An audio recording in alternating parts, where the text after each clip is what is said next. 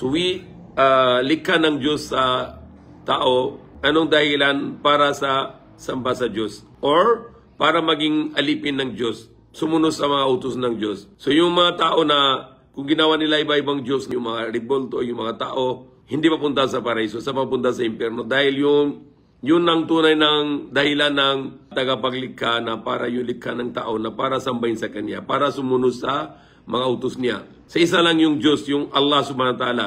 Pwede sabihin Allah, pwede sabihin ang tagapaglikha, ang hari, ang banal, ang dakila. Okay? Hindi pwede sabihin siyang Jesus Christ dahil si Jesus Christ isang tao, propeta, anak ni Maria, taga Middle East, taga Palestine. So hindi pwede sabihin na si Jesus isang Diyos. Hindi pwede sabihin si Ram ang Diyos dahil si Ram isang Indiano. Pinanganak siya sa India. Hindi pwede sabihin si Buddha ang Diyos dahil si Buddha isang tao. Taga India din, papunta sa China, papunta sa iba-ibang lugar. Isang tao din si Buddha. So Jesus, Buddha, Ram, Muhammad, Abraham, lahat nila ito tao.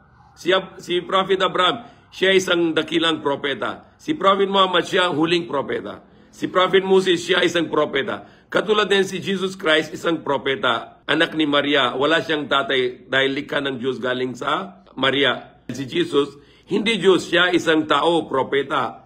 Taga Middle East siya, taga Palestine siya. So Mary, isang babae lang na wala siyang asawa, maging buntis dahil sa utos ng Diyos. Ano yung utos ng Diyos? Yan ang salita. Yung salita ng Diyos, yung utos ng Diyos. Sino dala ng utos ng Diyos? Si Holy Espiritu. Sino si Holy Espiritu? Isang anghel. Pagalan ni Anghel Gabriel. Siyang katawan tao, papunta kay Maria, bibigay siya ng yung utos ng Diyos, maging kung mangyari. Kahit wala siyang asawa si Mary, maging buntis dahil sa utos ng Diyos. So yung tunay na yung paniniwala, lahat ng tao, isa lang Diyos, Allah subhanahu wa ta'ala, yung tagapaglikha.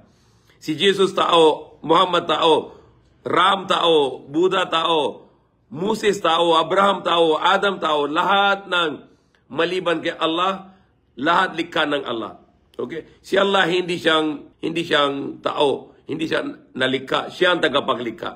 Okay? So kung sambasa yung diretso sa Diyos na pwede na yan ng tao pwede papunta sa paraiso. At yung samba sa Diyos-Diyosan, hindi pwede papunta sa paraiso, sa kabilang buhay papunta sa impyerno. Kaya dahil yan ang sinabi ng Diyos. Kahit sa Quran, kahit sa Biblia, kahit sa lahat ng aklat, yan ang sinabi ng Diyos, sambahin sa isa lang Diyos.